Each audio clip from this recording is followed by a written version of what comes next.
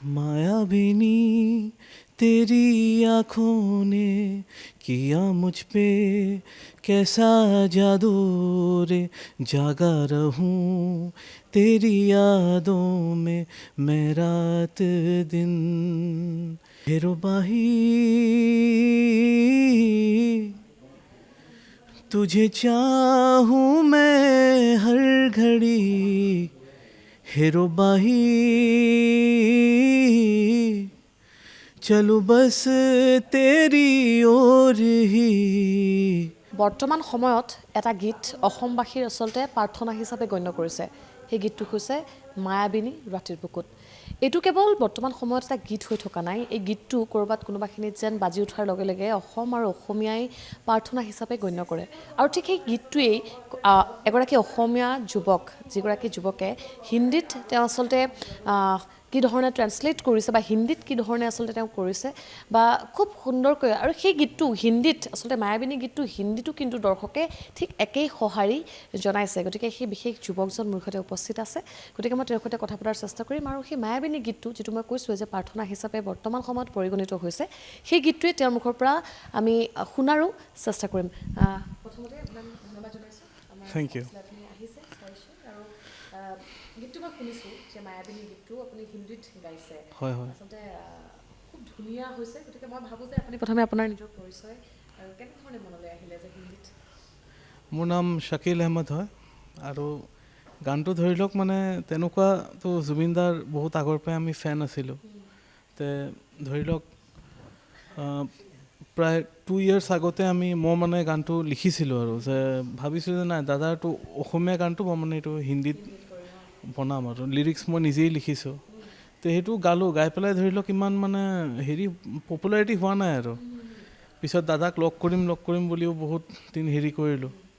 দাদাক লগ নপৰোঁ, তেওঁ মেনেজাৰ আছিলে সিদ্ধাৰ্থ বুলি, তেওঁকো কল কৰিছোঁ, তেওঁ ডেট নিদিয়ে, এইটো কৰে সেইটো কৰে। পিছত কিবা এটা সূত্ৰত মানে দাদাই পিছত গানটো শুনিছে, শুনি পেলাই ভালেই পাইছে।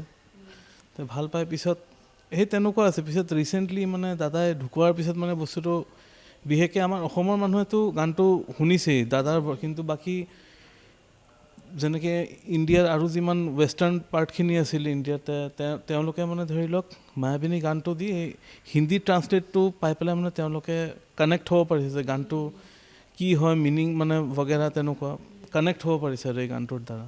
সেই তেনেকেই গানটো কৰিছোঁ আৰু। অলপ গুণগুণাই দিলে ভাল হ'ব হিন্দীতে, কাৰণ মই কৈছোঁৱে যে মায়াবিনী গীতটো এতিয়া গীত হৈ থকা নাই, প্ৰাৰ্থনা হৈ গৈছে। আৰু অসমীয়াই মায়াবিনী গীত গোৱাৰ লগে লগে যেন বহি থকা লোক এজনো থিয় হৈ আচলতে ক'ৰবাত কোনোবাখিনিত সেই গীতটো উপভোগ কৰে বা সেই গীতটো স্মৰণ কৰাৰ দৰেই হৈছে। গতিকে অলপ যদি হিন্দীত আপুনি গুণগুণাই দিয়ে। मायाबिनी तेरी आँखों ने किया मुझ पे कैसा जादू रे, जागा रहूं तेरी यादों में मैं रात दिन। तेरी ही यादें हर घड़ी है आदतें मुझको तेरी, एक दिन जो तुझे से ना मिलूं आवारा जैसा फिरूं, जानू ना मैं ये चाहूं क्यों मैं तुझे, चाहूं बस मैं ये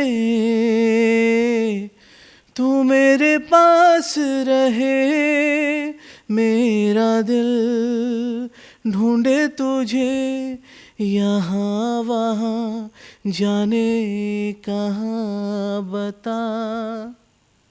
সামাজিক মাধ্যমতো যথেষ্ট চৰ্চা লাভ কৰিছে, সামাজিক মাধ্যমতো যথেষ্ট আপুনি সঁহাৰি পাইছে। গতিকে এই সঁহাৰিয়ে ক'ৰবাত কোনোবাখিনি নিশ্চিতভাৱে উৎফুল্লিত কৰিছে। গতিকে ইয়াৰ পিছত আৰু জুবিনদাৰ গীত এনেধৰণে হিন্দীত কৰাৰ কিবা পৰিকল্পনা আছে? ৰিচেণ্টলি মই যেনেকৈ ধৰি লওক গানটো ৰিলিজ হোৱাৰ পিছত বহুতে ধৰি লওক ভালো কৰিছে, বহুতে বেয়াও কৈছে। তো মই ভালখিনিয়ে লৈছোঁ আৰু বহুতে ধৰি লওক কৈছে যে গানটো আপুনি জুবিনদাৰ এনেকুৱাই গান, আপুনি যদি পাৰে আপুনি হিন্দীত বনাব, আপোনাক শ্বুট কৰিছে ভাল লাগিছে।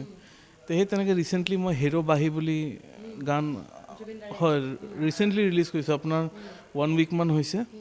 মোৰ সেই ছেইম পেজতে আছে মানে ছেইম চেনেলতে আছে তাত আপোনালোকে চাব পাৰে ধন্যবাদ জনাইছোঁ আৰু ইতিমধ্যে মই কৈছোঁ যে জুবিনদাৰ মায়াবিনী গীত যিটো গীত বৰ্তমান সময়ত এটা প্ৰাৰ্থনা হিচাপে পৰিগণিত হৈছে বা অসম আৰু অসমীয়াই মায়াবিনীটো কেৱল গীত হিচাপে লৈ থোৱা নাই প্ৰাৰ্থনাৰ নিচিনাই ক'ৰবাত কোনোবাখিনিত যেন লৈছে আৰু সেই গীতটোৱেই অসমৰে এগৰাকী যুৱক আৰু নিজেই আচলতে হিন্দীত কৰি আৰু কেৱল মায়াবিনী নহয় এনেধৰণে হেৰুবাহী গীতটো বা পৰৱৰ্তী সময়ত নিশ্চিতভাৱে তেওঁৰ আৰু প্লেনিং নিশ্চিতভাৱে আপোনাৰ আছে কৰাৰ গতিকে আমিও শুভেচ্ছা জনাইছোঁ আপুনি সংগীত জগতত এনেধৰণেই জিলিকি থাকক